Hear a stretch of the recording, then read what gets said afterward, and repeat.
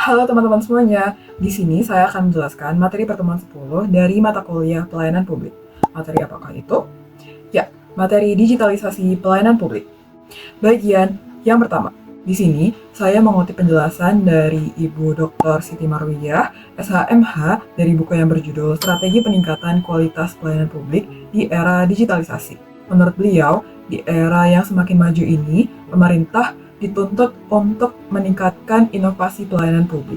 Salah satunya adalah melalui penerapan e-government. Inovasi ini merupakan upaya yang dilakukan pemerintah untuk dapat meningkatkan kualitas pelayanan publik yang terintegrasi melalui teknologi informasi.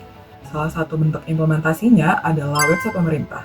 Website pemerintah merupakan perwujudan dari Instruksi Presiden Nomor 3 Tahun 2003 yang bertujuan untuk mempermudah masyarakat dalam memperoleh informasi serta memperoleh pelayanan publik. Seiring perkembangannya, digitalisasi dalam pelayanan publik tidak hanya berfokus pada penggunaan teknologi dalam administrasi pemerintahan saja, tetapi juga terjadi perubahan menuju konsep yang bernama digital governance. Konsep ini menekankan pada integrasi, kolaborasi lintas sektor, serta penciptaan nilai publik.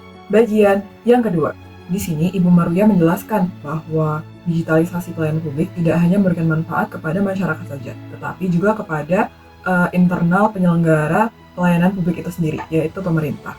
Dia menjelaskan bahwa digitalisasi dapat menghemat hingga 50% waktu layanan serta 50% biaya anggaran yang dikeluarkan di kemudian hari. Penelitian yang dilakukan oleh Ahmad Wahyudi, Dini Anggraini, dan Rifauziah Arni menjelaskan bahwa digitalisasi dalam pelayanan publik terbukti memberikan dampak signifikan terhadap peningkatan efisiensi dan kualitas layanan, khususnya dalam konteks ekonomi publik digital. Digitalisasi mampu mempercepat proses birokrasi, menurunkan biaya operasional, serta meningkatkan transparansi dan akuntabilitas pelayanan pemerintah kepada masyarakat. Bagian yang ketiga, jika menggunakan perspektif paradigma AP, khususnya pada nilai pelayanan kepada masyarakat, keadilan dan kepentingan publik, maka konsep digitalisasi pelayanan publik tidak selalu dipandang positif.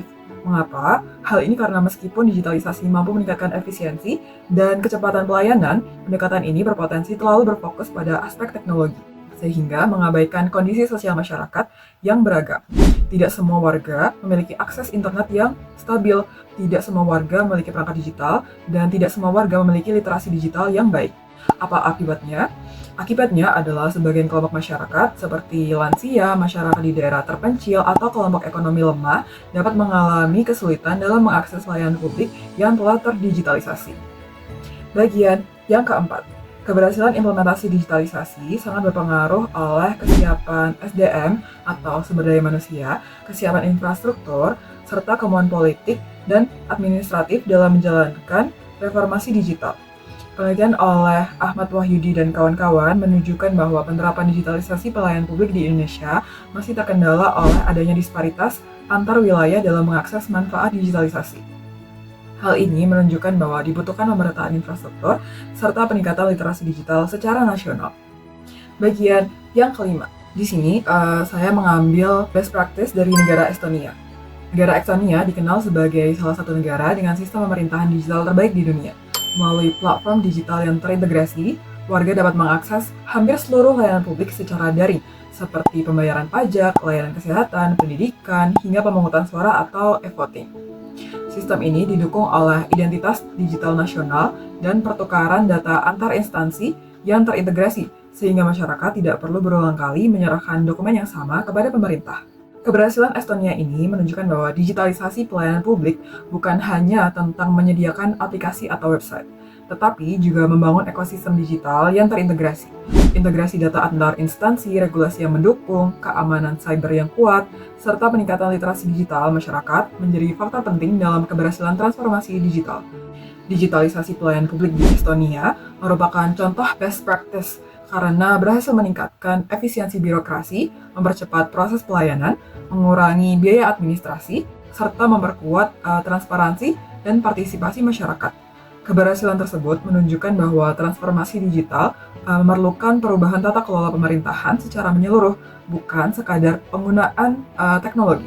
Di sini saya memberikan rekomendasi bahwa Indonesia dapat mengambil pembelajaran dari Estonia dengan memperkuat integrasi data antar instansi, mengurangi jumlah aplikasi pemerintah yang terpisah-pisah, meningkatkan keamanan data, serta memperluas akses dan literasi digital masyarakat.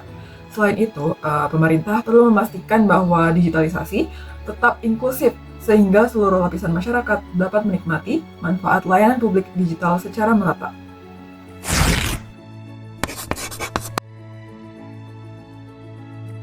Di sini saya akan menjelaskan ringkasan eksekutif dari policy brief yang sudah kami buat.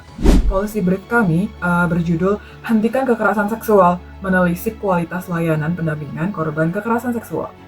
Kasus kekerasan seksual terhadap perempuan masih menghadapi tantangan serius. Selama periode tahun 2020 hingga tahun 2025, kasus kekerasan seksual yang dialami oleh perempuan Indonesia mencapai 148.212 kasus. Kondisi ini diperparah oleh alur proses hukum yang tidak ramah serta cenderung menyudutkan korban.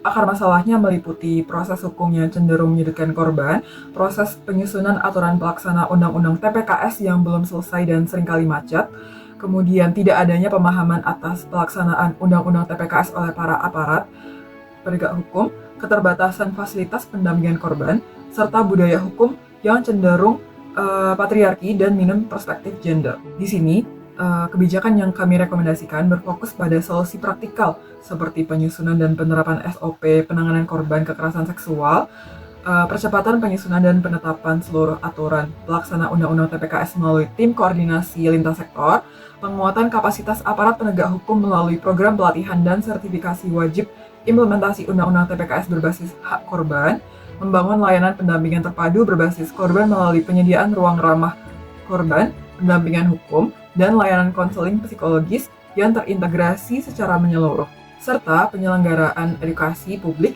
dan kampanye partisipatif tentang kesetaraan gender, serta perlindungan korban kekerasan seksual. Di sini, saya akan menjelaskan kontribusi saya dalam pembuatan policy brief. Saya mendapatkan bagian ringkasan eksekutif, serta memindahkan materi ke desain. Selain itu, saya juga akan memberikan pemeringkatan kepada teman-teman saya. Di peringkat pertama, itu ada Salis. Di sini Salis mendapatkan bagian masalah utama. Alasan kenapa Salis bisa mendapatkan peringkat 1 adalah karena Salis itu sangat gercep dalam mengerjakan tugasnya. Salis juga sangat bertanggung jawab dengan tugasnya. Bahkan juga membuat desain kasar dari policy brief ini. Kemudian di peringkat 2 itu ada Nami yang mengerjakan penyebab masalah utama. Di sini Nami mendapatkan peringkat kedua karena sama-sama gercep dalam mengerjakan tugasnya. Nami juga sangat bertanggung jawab pada bagiannya. Di peringkat 3 itu ada Firda yang mengerjakan bagian rekomendasi kebijakan. Firda juga sangat gercep dalam mengerjakan tugasnya dan sangat bertanggung jawab. Dan di peringkat terakhir ada saya yang mengerjakan ringkasan eksekutif. Sejujurnya saya sedikit bingung dalam memberikan pemeringkatan ini. Kami dari awal mengerjakan policy brief ini secara bersama-sama. Kemudian kami juga memilih bagian kami masing-masing yang ingin kami kerjakan, sehingga menurut saya pemeringkatan ini hanya berdasarkan pada tingkat kesulitan dan seberapa banyak kontribusi mereka dalam mengerjakan policy brief ini. Kemudian yang menjadi keterbatasan saya dalam mengerjakan policy brief itu sebenarnya tidak ada yang spesifik, tapi dalam mengerjakan policy brief ini saya berbarengan dengan mengerjakan video untuk UAS kebijakan sosial, sehingga fokus saya sedikit terpecah dan sedikit mepet dalam mengerjakan bagian saya. Akan tetapi, saya sudah berusaha semaksimal mungkin untuk memberikan kontribusi saya. Terima kasih.